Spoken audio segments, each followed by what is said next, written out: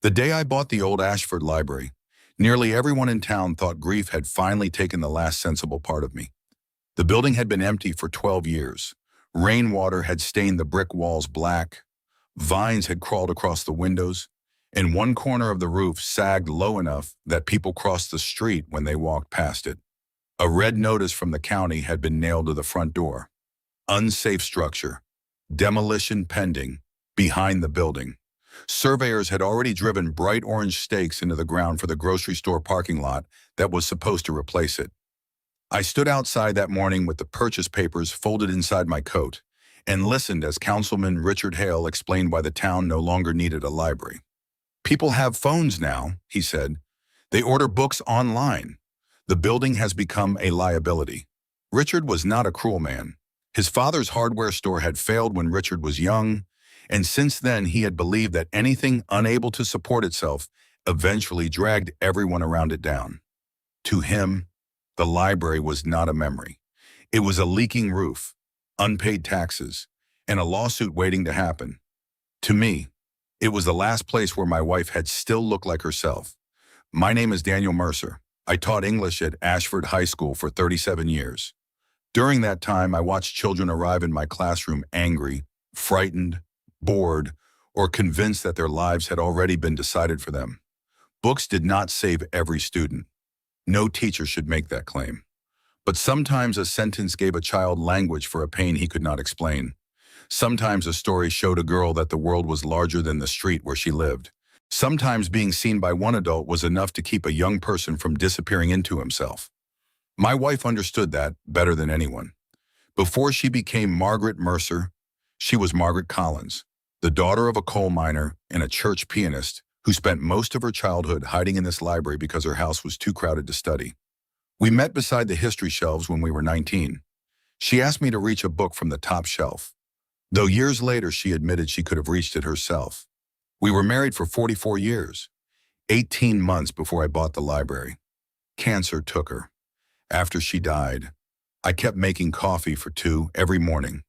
I would pour her cup, carry it to the table, and only remember the truth when I saw the empty chair.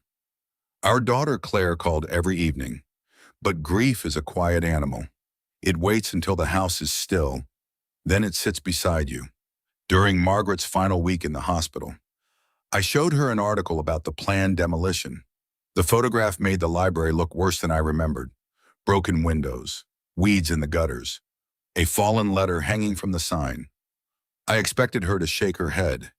Instead, she studied the photograph and said, "You're looking at what it is. I'm wondering what it could still become." At the time, I thought the medication was making her sentimental. After the funeral, those words followed me everywhere. The county held 2 public auctions for the building. No one bid. The structure required more repairs than the land was worth, and whoever bought it had to accept the unpaid fees, the insurance risk, and a 90-day deadline to stabilize the roof. At the 3rd auction, I raised my hand. I used nearly all the retirement savings Margaret and I had spent decades building. When the auctioneer announced that the property was mine, nobody applauded. Richard Hale found me afterward. "Daniel, you taught half this town," he said quietly. "That doesn't make you a contractor." "No," I told him, "but it means I know what happens when people decide something is hopeless before giving it a chance." Claire called as soon as she heard. She was crying before I finished saying hello. "Dad, Mom is gone. You can't bring her back by buying that building." Her words hurt because some part of me feared she was right. "I know," I said, "but she saw something there. I need to find out what it was. What if this takes everything she asked?" I looked around the silent house Margaret and I had shared. Then at least I'll know I spent what I had protecting something that still mattered. The next morning, Harold Price inspected the building. Harold had been a contractor for 40 years and had a habit of becoming quieter whenever the news was bad. He spent 3 hours checking beams, walls, wiring, and foundations. Then he handed me a 6-page report. The roof needed immediate support. The electrical system was dangerous. Mold had spread through the west wing. 2 windows had to be replaced before the next storm.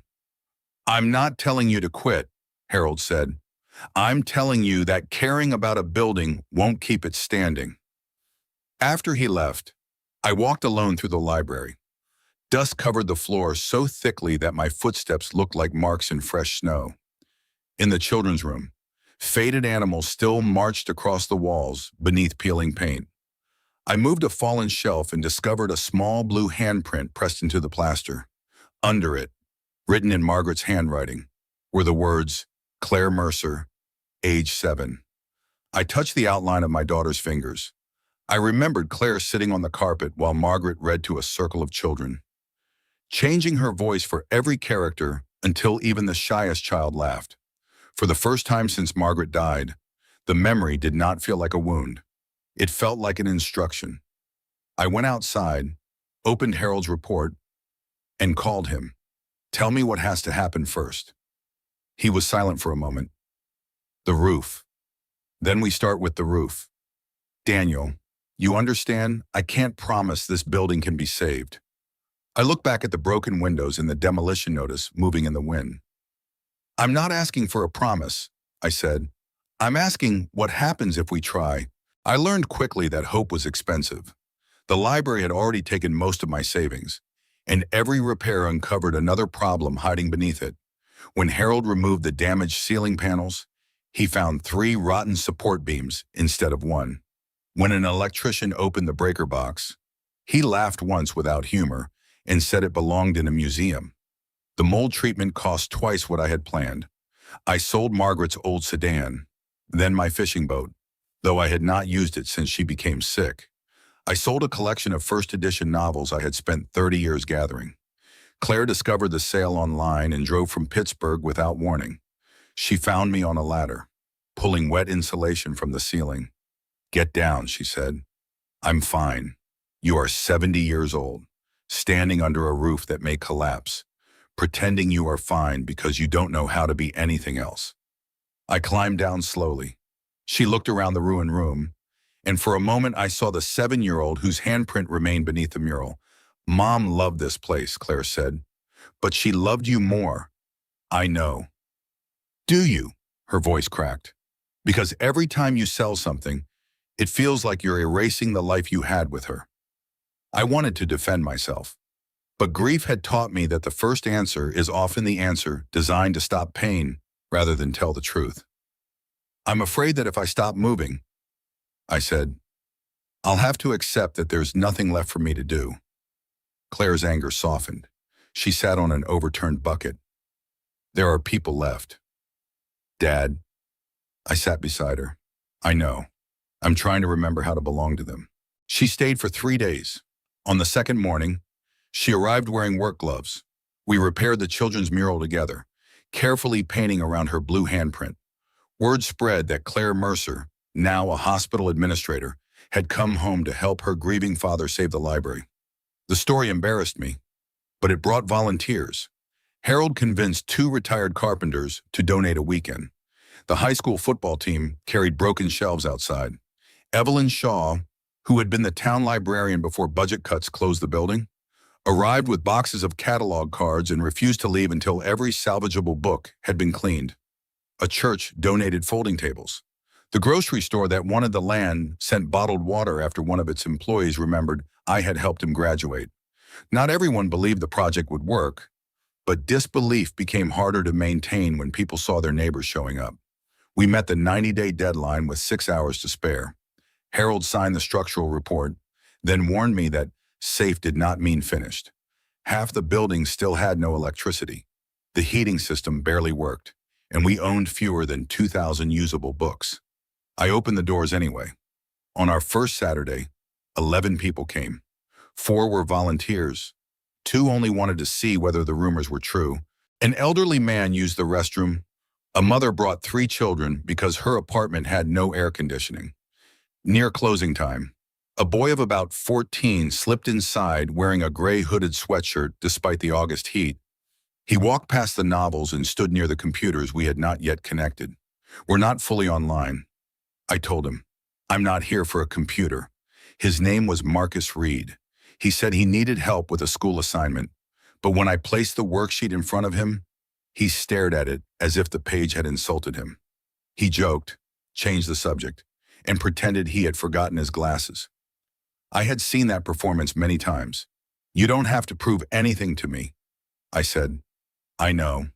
"Then read the first sentence." His jaw tightened. I said I forgot my glasses. And I said you don't have to prove anything. He stood so quickly the chair scraped the floor. "This place is stupid. Everybody has the internet." He headed for the door. "Marcus," I called. He stopped but did not turn. When I was 12, I read so slowly that my teacher thought I wasn't trying. I learned to hide it by making people laugh. That was not entirely true. I had struggled, but not as severely as he did. Still, the shame was real. He looked back at me. "You were a teacher." Eventually. He returned the next afternoon. Then the afternoon after that. We began with sentences from comic books because he liked superheroes. We read sports articles, song interviews, and instructions for repairing bicycles. He hated children's books because he believed they exposed him. So I never used them. Marcus's younger sister, Maya, started coming too. Their mother worked double shifts at the nursing home, and Marcus had been watching Maya in the parking lot behind their apartment while trying to hide how badly he was failing ninth grade. The library became their place before it became anyone else's. Maya drew pictures at the children's table while Marcus sounded out words beside me. Some days he improved. Some days he became so frustrated that he pushed the book away. "I'm dumb," he said once. "No," I replied. "You're behind. Those are not the same thing." "Feels the same. Only until someone stays long enough to help you catch up." He looked at me carefully. "Are you staying?" The question struck deeper than he could have known. "Yes," I said. "I'm staying." By winter, the library no longer sounded abandoned. Children filled the front room after school. Evelyn ran a morning reading circle. Harold taught basic home repair every Thursday, though he claimed he was only there to make sure I did not destroy the building. 2 nurses offered free blood pressure checks. A local bakery delivered unsold bread each evening, and Claire helped us turn an old storage room into a small food pantry. People came for books, but they also came for warmth, internet access, job applications, homework, coffee, and conversation. They came because loneliness becomes heavier when carried alone. Marcus continued working with me 3 afternoons a week. The first time he read an entire page without stopping, he stared at the final sentence, then quietly read it again. "You heard that?" he asked. I did. I didn't mess up, not once. He smiled, but only for a second. "Don't tell anybody," I promised, though I wanted to ring the church bell. In March, he brought me a folded letter from school. He had passed his state reading assessment for the first time. At the bottom, his English teacher had written "significant improvement." Marcus placed the paper on my desk as if it were nothing. "You should frame it," I said. "That would be weird." "Then I'll frame it. Mr. Mercer." "Fine. I'll only show it to everyone who enters the building." He laughed, grabbed the letter, and held it against his chest. That laugh was the moment I finally understood what Margaret had seen. She had not imagined a restored building. She had imagined people being restored inside it. But success created a new problem. The grocery company had not abandoned its expansion plans, and the land around the library remained the only practical route for delivery trucks. Richard Hale called me to the council office. He looked exhausted. Tax revenue had fallen. The town needed jobs. The grocery company promised 32 positions, road improvements, and money for the school district. "I'm glad the library is helping people," Richard said, "but sentiment does not pay for fire trucks. Neither does destroying the one thing in town people are rebuilding together. The company is willing to fund a smaller reading room inside the store. A reading room between the pharmacy and frozen foods is not a community center." His mouth tightened. "You cannot keep solving emotional problems with a building the town cannot afford to protect. The town does not own it. I do. The county can condemn it if drainage work makes the site unsafe." That was when I noticed the flood maps on his desk. Ashford sat beside the Elk River, which had risen dangerously during 3 spring storms in the previous decade. The library stood on slightly higher ground than most of downtown because its original builders had learned a hard lesson from a devastating flood many years earlier and built it to withstand the next one. The proposed parking lot would lower part of that ground and redirect runoff toward the older neighborhood. Harold had warned me about the drainage plan weeks earlier. Richard insisted the engineers had approved it. Approved does not mean wise. I said, Daniel, I am trying to keep this town alive. So am I. The council scheduled a public vote for the following month. If the grocery proposal passed, the county would begin condemnation proceedings and offer me compensation for the property. Richard believed the money would allow me to retire comfortably. He could not understand that comfort was no longer what I wanted. At the hearing, the room overflowed. Parents spoke about tutoring. Seniors spoke about heat during winter. Maya stood on a chair and read a paragraph she had written about the library. Then Marcus walked to the microphone. His hands shook so badly that the paper rattled. I used to come here because my sister needed somewhere safe, he began. I said I didn't care about books. The truth was, I couldn't read them. The room became completely still. He looked toward me, and I nodded. Mister. Mercer taught me after everybody else had already decided I was lazy. This building didn't make me smarter. It gave me a place where I wasn't ashamed long enough to learn. Richard lowered his eyes. The council delayed the vote for 2 weeks. It felt like a victory until the Weather Service issued a flood watch. 3 days of rain had saturated the hills, and another storm system was moving toward Ashford. Harold and I checked the basement pumps. Richard ordered sandbags placed along downtown storefronts. By evening, the Elk River had risen 5 feet. Claire called and begged me to leave. The library is on higher ground, I said. That doesn't make it safe. The shelter at the school is already full. Then go home. I looked in through the windows at families moving uphill through the rain. I don't think home is where I'm needed tonight. At 9, the power failed across half the town. At 10, water crossed River Street. At 10:15, someone began pounding on the library doors. The first family arrived soaked and barefoot, carrying a baby wrapped in a plastic tablecloth. Then came an elderly couple from River Street, 2 nursing home employees, 6 children, a man with a broken wrist, and dozens more behind them. Harold started the emergency generator we had purchased secondhand. Claire drove from the hospital with medical supplies. Evelyn organized blankets. Marcus and Maya arrived with their mother, who immediately began checking people for hypothermia. Within an hour, more than 100 residents were inside.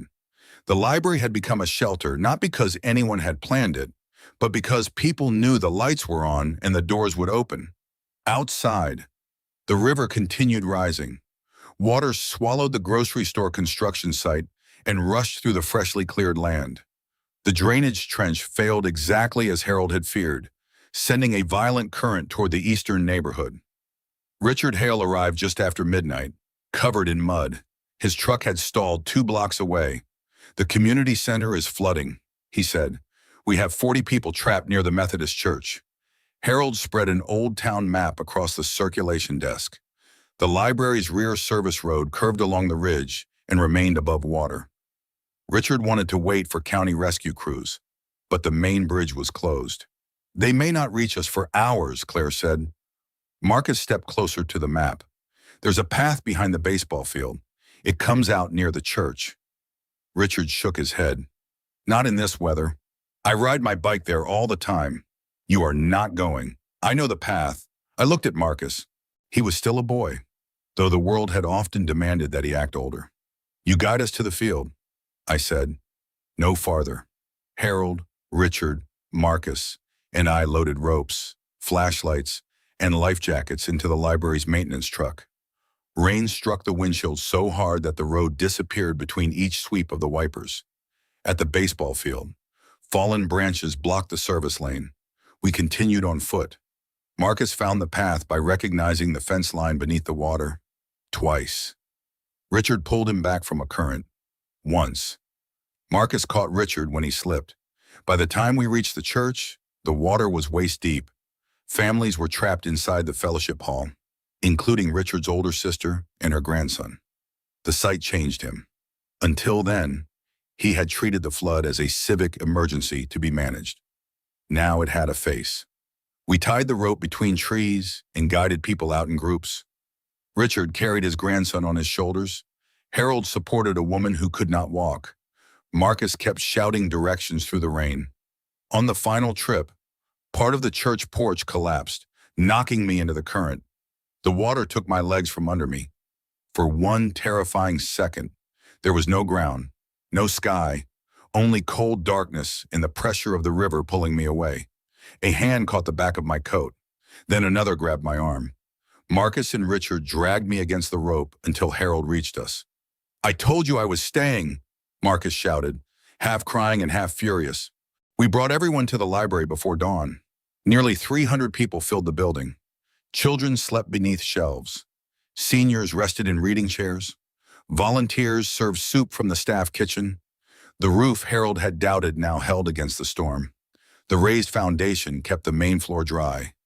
Every repaired wire, every sold possession, every hour of work had led to that night. I stood in the children's room, shivering beneath a donated blanket, and looked at Claire's blue handprint on the wall. For years, I had believed I bought the library because Margaret asked me to see what it could become. Only then did I understand that she had also been asking me what I could still become. I had thought grief meant my useful life was over. I had mistaken being alone for having nothing left to give.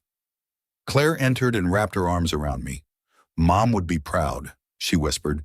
I shook my head. She would be telling me to change out of these wet clothes. Claire laughed through her tears. That too. The river began falling the next afternoon. Damage across Ashford was severe, but no one who took shelter at the library died. The proposed grocery site was destroyed, and the company withdrew its expansion plan after engineers confirmed that the grading work had worsened the flooding. 2 weeks later, the council met again. This time, Richard Hale stood before the room rather than behind the council table. "I believe value could be measured by revenue, maintenance costs, and development," he said. "Those things matter.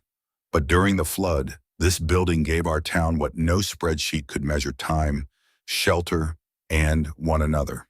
He introduced a resolution designating the library as a permanent community and emergency resource. The vote was unanimous. Months later, we placed a new sign above the entrance: the Margaret Collins Mercer Community Library. I chose her full name because I wanted people to remember the young woman she had been before she became my wife, the miner's daughter, who found a quiet place to study and imagined a larger life.